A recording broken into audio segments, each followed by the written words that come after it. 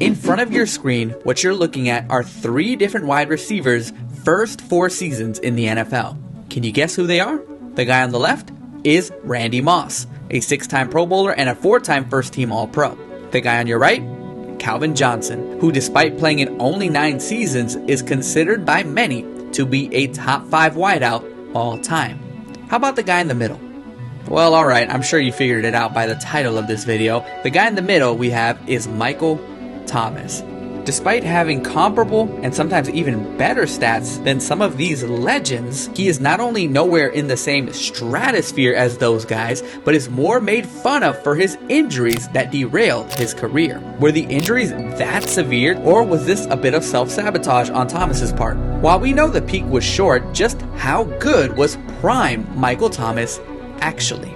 Michael Thomas was selected in the 2nd round of the 2016 draft as he had the size and speed of a true number 1 receiver. In year 1, Thomas would already establish himself as the go-to guy on the offense, with the best performance coming in the final game of the season. He'd go on to grab 10 of his 14 targets for 156 yards and a touchdown against the Falcons. In 2016 as a whole, he'd finish with 92 receptions, 1,137 yards, and 9 touchdowns, proving that he was on par with his veteran mentor, and you could argue, did even better. In 2017, Thomas would eclipse 100 receptions for nearly 1,250 yards and 5 touchdowns. Thomas would earn his first Pro Bowl nod and reach the playoffs, where he played like he was already a seasoned vet. Against the Panthers, he would record 8 catches for 131 yards in a shootout win. Against the Vikings in the following week, the team would lose, yes, but Thomas would more than do his part, nabbing another 7 receptions for 85 yards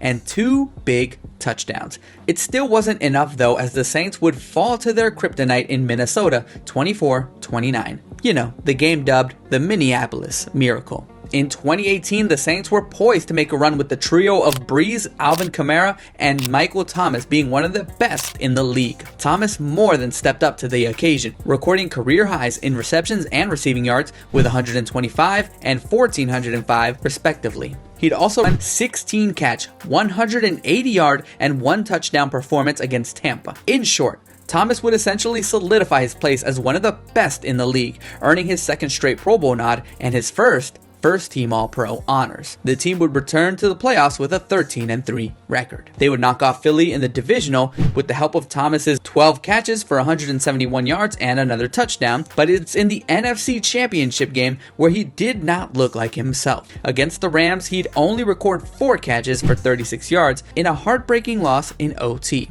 After the game, Thomas was understandably pissed after the loss, because if you guys remember, this was the controversial no call at the end of the game where the Saints wideout would get hit, yet there'd be no flag on the play. When he was asked about the end of the game, he would say, quote, "I saw exactly what you saw," end quote. And when he was asked the plan for next year, "We're going back and we're coming back with revenge."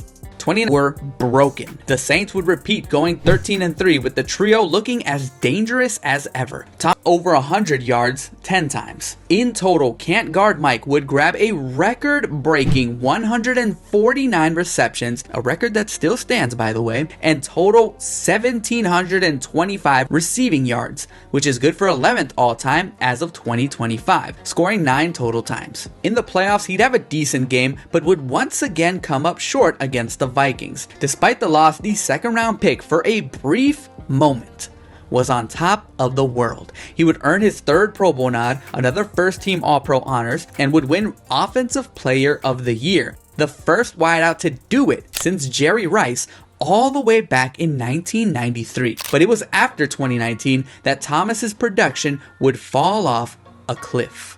2020 would begin with the injury bug and a bit of controversy. Thomas would leave the game in week 1 against the Bucs with a high ankle sprain, and a few weeks later, when he was ready to return, he would be suspended by the Saints for punching his teammate CJ Gardner-Johnson. He would return in week 9, but his ankle never fully recovered. He'd be placed on IR for the final 3 weeks of the regular season, only returning for the playoffs.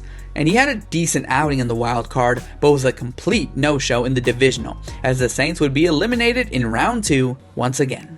It is worth noting here that multiple sources would claim Thomas, while being recommended surgery, did opt to tough it out as he knew it was Brees' final season in the NFL. The hope was that Thomas could bounce back in 2021 despite a new quarterback under center. But it didn't even matter, as the 2019 Offensive Player of the Year would never play in this campaign. That same nagging ankle injury continued to be a problem, and while he was told to get surgery early in the offseason to repair it, he would wait until June to get his procedure done. And to make matters worse, his ankle would suffer a setback, resulting in Mike missing all of 2021. In 2022, Thomas would be ready to go in week 1, but before he could really shake off the rust, he would dislocate his toe in week 3 and would subsequently miss the rest of the season in what was a bit of a head scratcher, because no one thought that he would have missed 13 games over a toe injury. This was due to the fact that the team was trying to naturally rehabilitate the toe, but when it did not heal as hoped, the team and Thomas had no choice but to opt for surgery. With the amount of games missed, fans, analysts, and critics began to wonder if Thomas was potentially exaggerating or purposely prolonging his unavailability, considering he would miss significant time for injuries that would cause most to miss maybe a few games rather than 2 whole seasons worth. With patients running thin on if he could ever get back to prime Michael Thomas,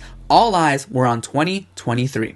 He would agree to restructure his big contract to remain with the team, dropping from $15 million to just making $1.1, and look to prove everyone wrong. While Thomas would play in the most amount of games he had since 2019, he was far from the superstar he once was. He failed to rid himself of the slant boy allegations before his season would come crashing down when he would take a big hit against the Vikings.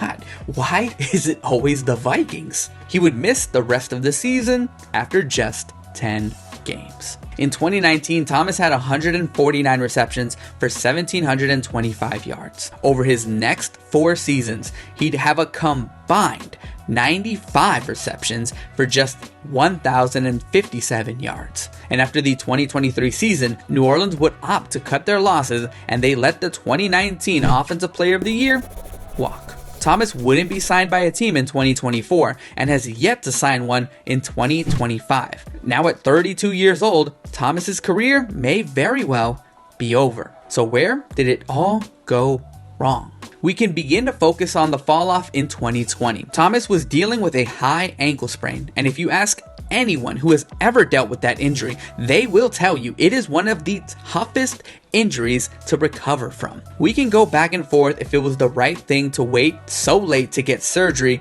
but the bottom line is that even after he did get the operation, he still had complications, meaning I don't think it mattered how long he took, because if there was a setback, there was a setback. Once the ankle was finally up and running, he would now sustain a toe injury, and this is the injury that gets made fun of to this day. And don't get it twisted, I am guilty of this too.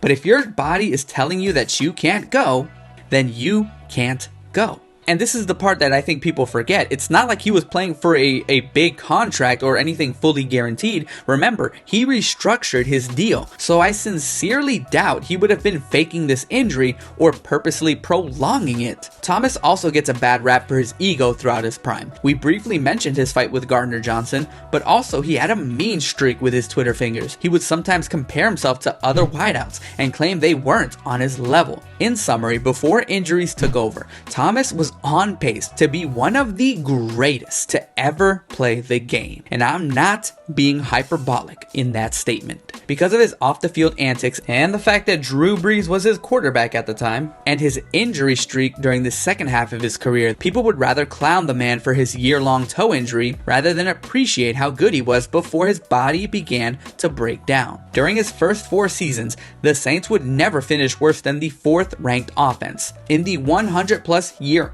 history of the NFL. Thomas has the most receptions through their first 4 seasons and held the record for most receiving yards through their first 4 seasons until it was broken by Justin Jefferson. At the rate that he was going, if Thomas would have kept a similar production to this point, even accounting for Brees' retirement, he'd most likely be near or past 1,000 receptions, he'd be around 11,000 receiving yards, and he'd be at about 65 touchdowns, which is boy.